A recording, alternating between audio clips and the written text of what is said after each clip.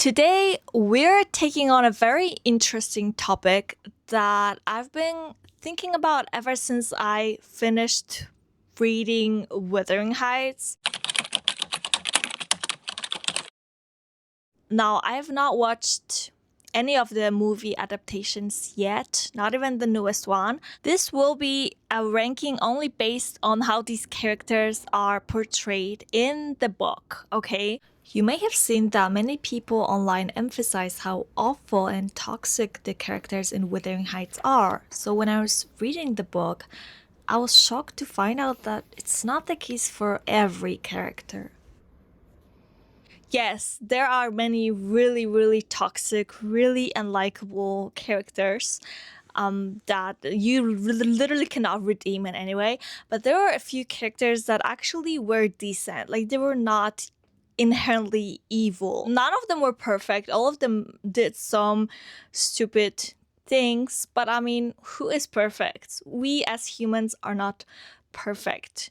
But some of the characters were just not evil. I even saw one user on Reddit say, I feel like I'm missing something really obvious here because literally every post online about Wuthering Heights seems to focus on how awful every character is. I've never seen anyone even acknowledge the positive actions of the other characters. And I honestly kind of agree with that. So that's why I'm making this video. Obviously, this ranking is going to be subjective. This is just my own personal opinion on these characters. So like I said, to make this video like easier to digest, I turned this into like this tier ranking video, and here are the tiers that I made. The first one is actually decent somehow. So that means that this person is not perfect in any way, but they are not evil, okay?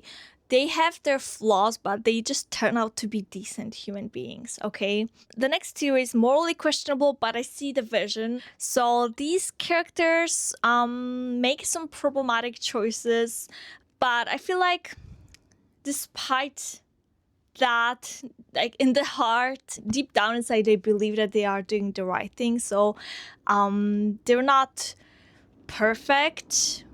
Like I said, they do some questionable things. But I don't think that they are evil, okay? The next tier is you need help. So this is when we start to get into the like worst characters. So these characters are not the worst, okay? We will get to worst characters, but there's something about their behavior that's like, you need help, like you need a good therapist. The next one is absolutely not. So I do not think that this character can be redeemed, you know. And the last tier is straight to jail. So this character is just literally insane, and nothing they could do could redeem the awful things they did. So let's get into it. The first character we will talk about is Heathcliff. So I would say he's one of the greatest characters in literature. You know, he is definitely unforgettable. He is psychologically intense, but as a person, he is just horrific. So when we first get to know him as a child, he is basically brought to Wuthering Heights as an orphan. He's completely, you know, unnamed, with no background, no family, no status, like nothing. Mr. Earnshaw, so Catherine's father, just brings him home one day and just starts raising him as his own child, kind of. From the beginning, he's treated as an outsider. Mr. Earnshaw is the only person I think that just like has some sort of affection towards him, but Hindley hates him from the very beginning, and it's not in some like sibling rivalry type of way. It's, you know, it's a very direct, physical, sustained way, and he just starts abusing Heathcliff right away. And it gets worse after Mr.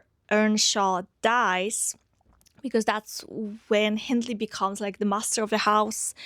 And Heathcliff's position completely changes. He's like stripped of his education, forced into manual labor, and treated like a servant, or maybe even worse. He's humiliated daily and just, like constantly reminded that he does not belong. And at that point in the novel, I'm sure everyone feels sorry for him. I felt sorry too. I mean, at that point, he really didn't do anything wrong. At that point, he was just literally existing, and he had a very rough start to his life, mainly because of Hindley, let's be real. But kind of the moment that really changes him and really puts him in this revenge mode is when he overhears Catherine saying that it would degrade her to marry him. That's when he escapes and he changes his life around and he goes into this revenge mode. From that on, he just plans this multi-generational revenge, which just shows you how evil he is. Because, I could get behind revenge. I'm being serious. I could get behind revenge if this was revenge on people that really did him wrong. So probably mainly Hindley. But the fact that he, goes as far as to hurt so many people that never had any hand in hurting him in the first place. So, Isabella and the entire second generation.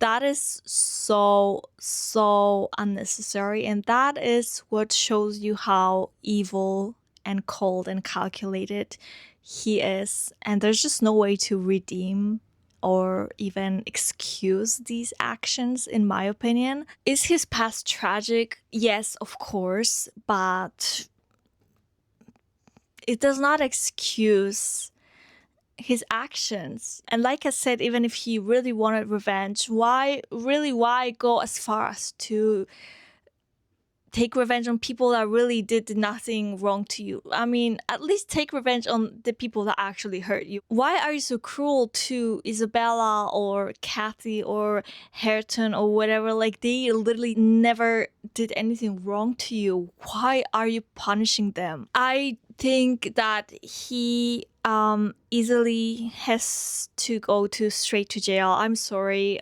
Just because he suffered as a child, it does not mean that he gets a pass to do these terrible things as an adult. So to me, Heathcliff goes straight to jail. I'm sorry.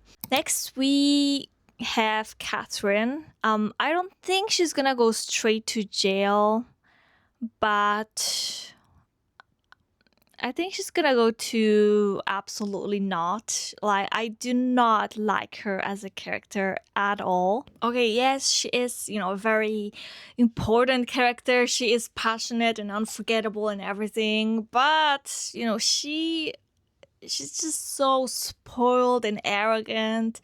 And she never gets better. She never grows out of it the way some characters do, which we will talk about in a moment.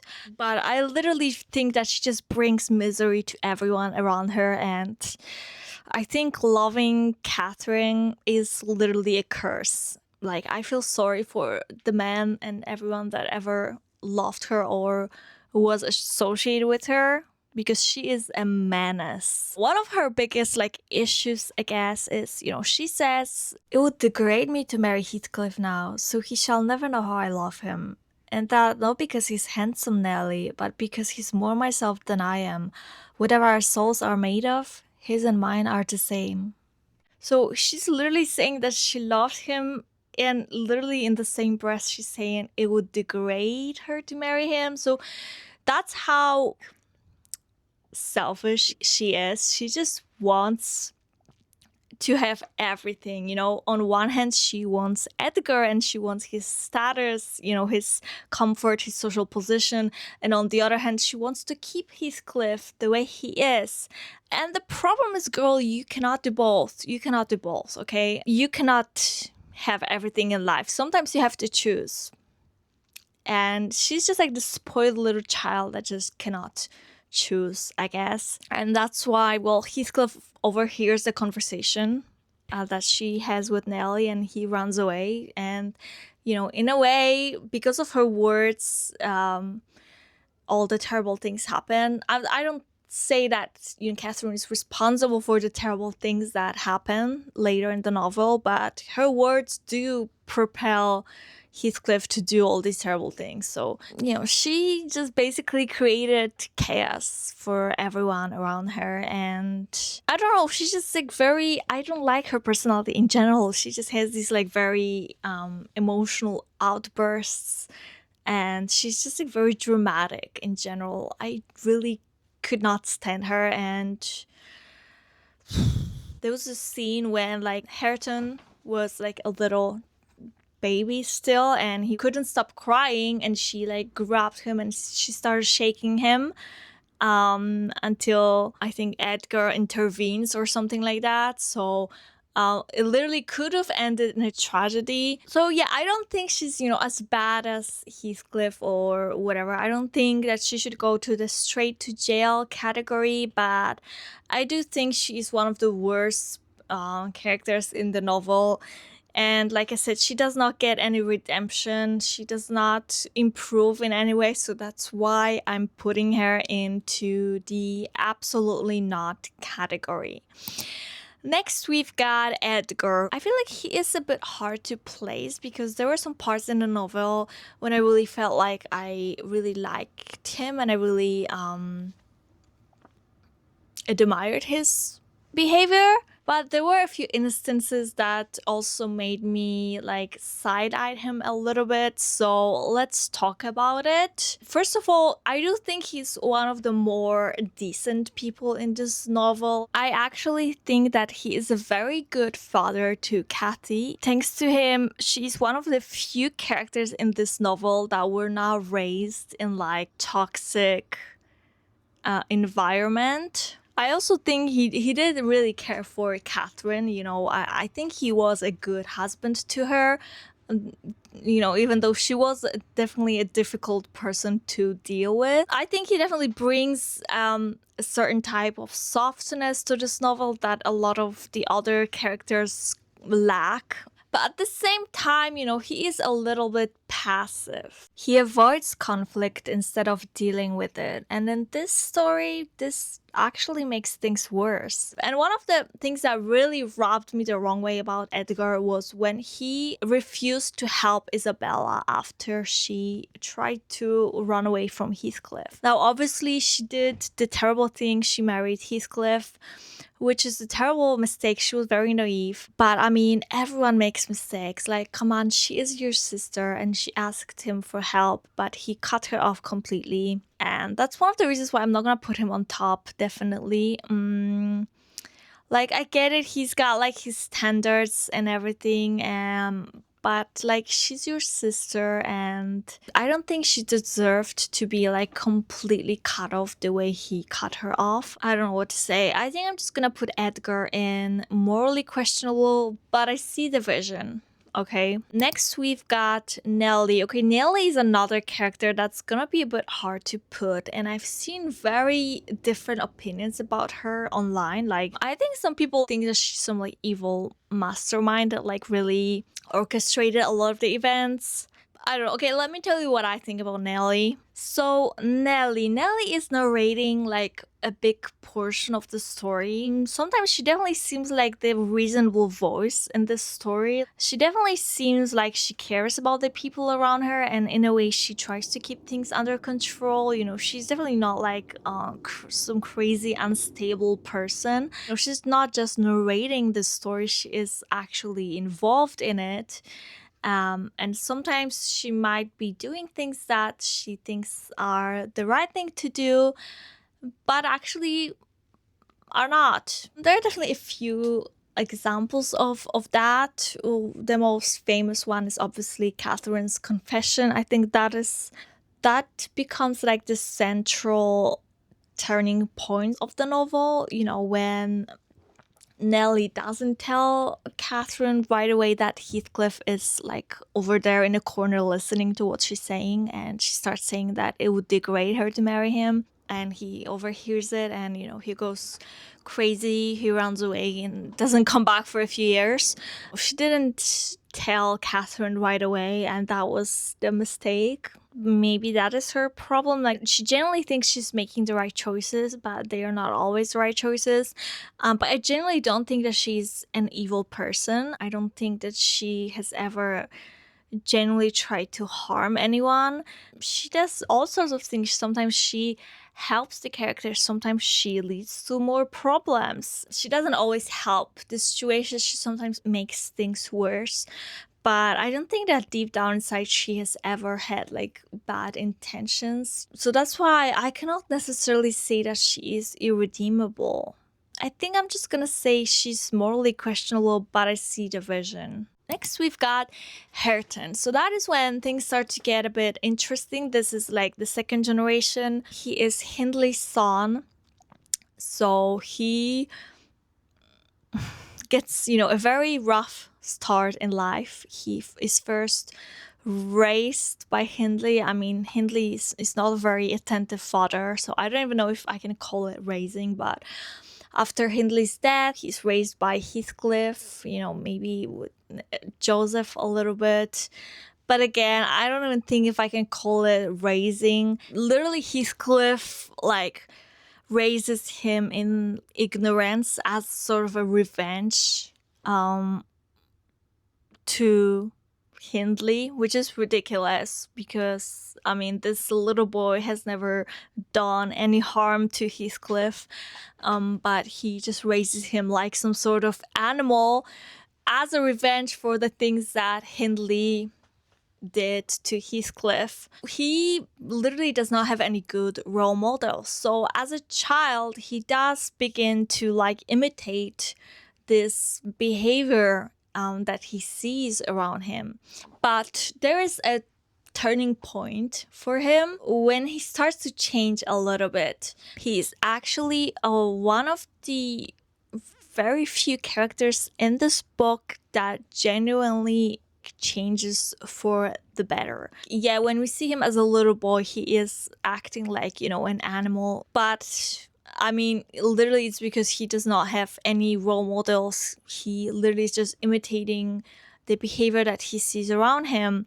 But then later, he meets Catherine's daughter, and there's this turning point when she mocks him for not being able to read, and that makes him want to actually learn to read. So that's what he does. He starts to learn to read.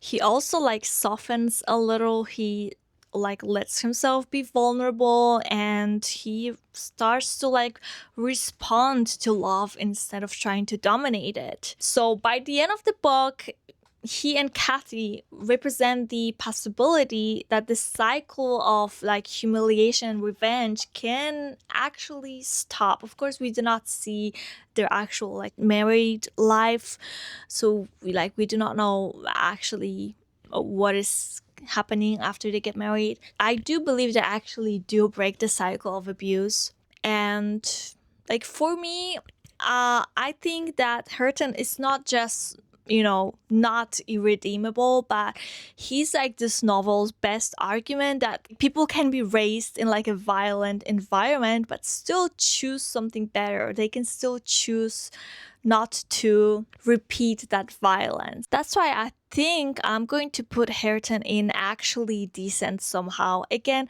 that does not mean that he's perfect. There were some things that he did that obviously made me side-eyed him a little bit, especially when he was a boy, but he does grow out of it. So I think that we can redeem him. In my opinion, I redeem him. I think that he deserves it. Next, we've got Cathy, so another second generation character. She is Catherine and Edgar's daughter, and she is one of the very few characters that actually grows up in a non-violent environment. She is raised by Edgar with the help of Nelly. They do raise her with a lot of love and care. It does not mean that her entire life is easy, because later she is forced into marriage to Linton, and Heathcliff kind of uses her as a pawn in this revenge. So she is like later really mistreated and used by Heathcliff. But her childhood itself, before she meets Heathcliff, seemed to be quite happy and uneventful, and that is something that cannot be said about many of the characters in this book. Now, she's not perfect. She starts off sheltered, a bit naive, maybe a little bit spoiled. I think, unlike her mother, she grows out of that, she changes, and that is what makes her different, and that is what makes me like her a lot more than her mother, like Cathy. She's actually one of my favorite characters in this novel, I think. One of my favorite Cathy moments is when she says to Heathcliff, "Mr. Heathcliff, you have nobody to love you, and however miserable you make us, we shall still have the revenge of thinking that your cruelty arises from your greater misery.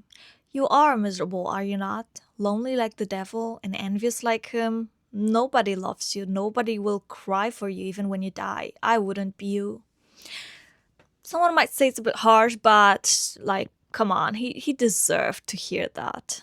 One of the examples, obviously, when we can see kind of that she's a bit spoiled and rude is when she mocks Hareton's lack of education and the fact that he cannot read. But like later, she realizes that mistake and she actually helps him learn to read and everything. And like her relationship with Hareton becomes one of mutual improvement rather than mutual destruction, which again, it's a huge improvement from the previous generation. I just feel like she's just like a lot more gentle and compassionate, especially compared to her mother. I do think that it's due to, Edgar's influence, maybe Nelly's influence too. I think I can put her in actually decent somehow. I do think she's one of the most redeemable characters in this novel. Okay, next we've got Hindley. So Hindley is Catherine's brother. So we're coming back to the previous generation. I did talk about his violence towards Heathcliff when I was ranking Heathcliff. I mean, obviously, all of this violence and prejudice was completely unfounded. Heathcliff had never done anything to him at that point. I don't even know why he had so much hatred towards him. I mean, yeah, I know. He was jealous because his father like kind of preferred Heathcliff over him. Yeah, I mean, I understand jealousy. Maybe there's a bit of the father's fault in that too. Maybe he should have treated them a bit more equally. But, it does not excuse the way he treated Heathcliff. It was terrible.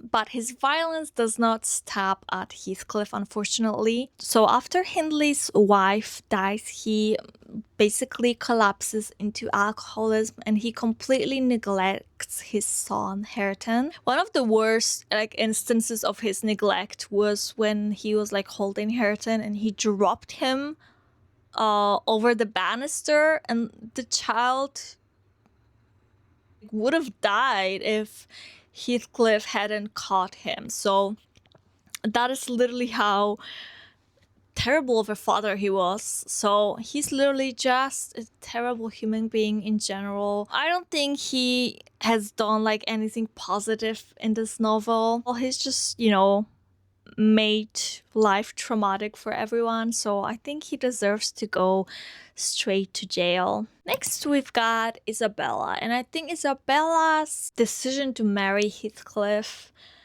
it obviously hurts her the most. It doesn't really hurt anyone else. It's obviously a terrible decision, that she makes even after many people warned her not to marry him. But I don't think that it's a decision that she should be condemned for. I don't think that it's something that makes her irredeemable. Why? Because in the end, she escapes. She escapes even before her baby boy is born, so that the baby boy, is not born into this terrible household with Heathcliff in it. She's definitely naive, she sees Heathcliff as this romantic figure, I don't know. But, she's not out there ruining other people's lives. She's literally just ruining her own life, which is just sad. Like, I feel so sorry for this woman. But I do admire her for being able to escape. A lot of women literally cannot escape like abusive marriages. It's very hard to do that, but she just makes a decision and she escapes and she gives birth and takes care of her son far away from Heathcliff. And I really admire her for that. Her greatest sin is not being evil, it's being naive, it's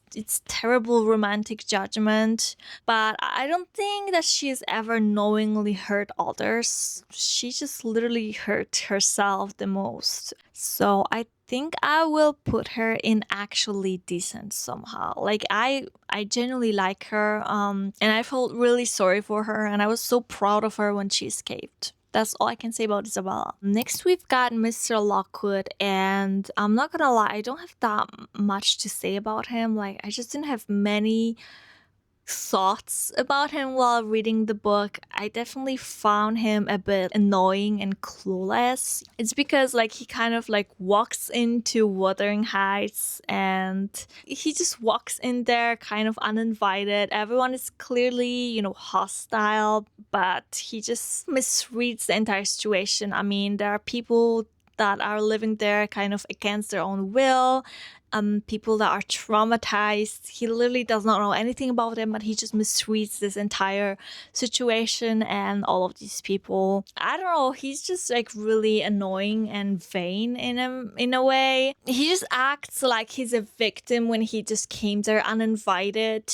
And okay, let's put him in You Need Help, okay? Because I think he does need some sort of help. Okay, we've got two characters left.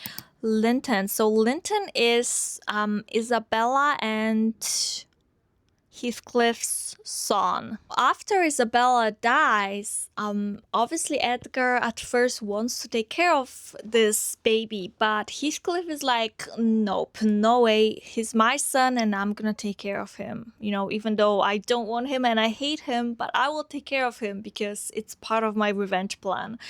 So he grows up with Heathcliff. His entire personality is just that he's sick all the time. I didn't hate him, but I also didn't like him. I felt like he was kind of using his like illness to manipulate Cathy. I mean, I guess it was partly because Heathcliff was telling him to do that, but he just felt like he was kind of whining and he was just this weak and demanding sick little child that never really improved in any way, never really grew as a character. He was just like a tool in his father's revenge. I guess he was both unpleasant and pitiable. But again, he didn't really grow as a person. So I will put him in You Need Help, I think.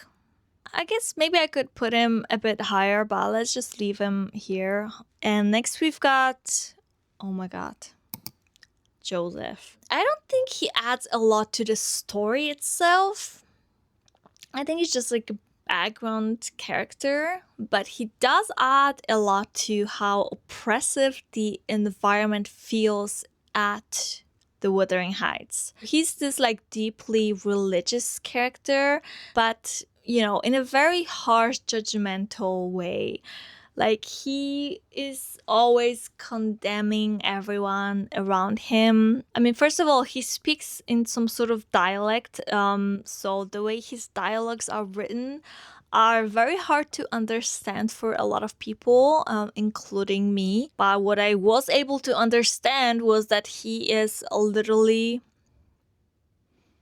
so annoying and just so like hypocritical, because he pretends to be so religious and so like above everyone else, but he is literally such a bad person. He never stops any of the abuse, he just reinforces it. He never offers any kind of compassion or anything like that. He is literally the worst. There's just no warmth or kindness. There's just this rigid moral judgment.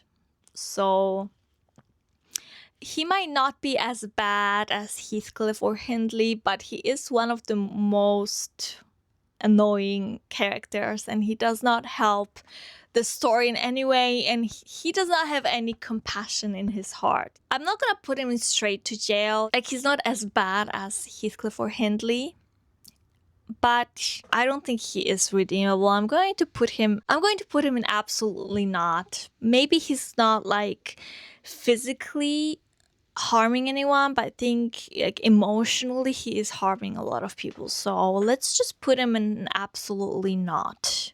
This is my final ranking on how irredeemable are the Wuthering Heights characters. Again, this is just my subjective ranking and my subjective opinions on these characters. You know, I'm obviously up for discussion, and I'm obviously curious to see what you guys think about these characters, whether you agree with this ranking, what would you change, you know, maybe how would you rank these characters. Leave all of your opinions respectfully down in the comments below. That is it for this video. If you like this video, please leave a like, and if you're interested in more videos like that, please consider subscribing to my channel. I would really appreciate that, and I'll see you in the next video. Bye!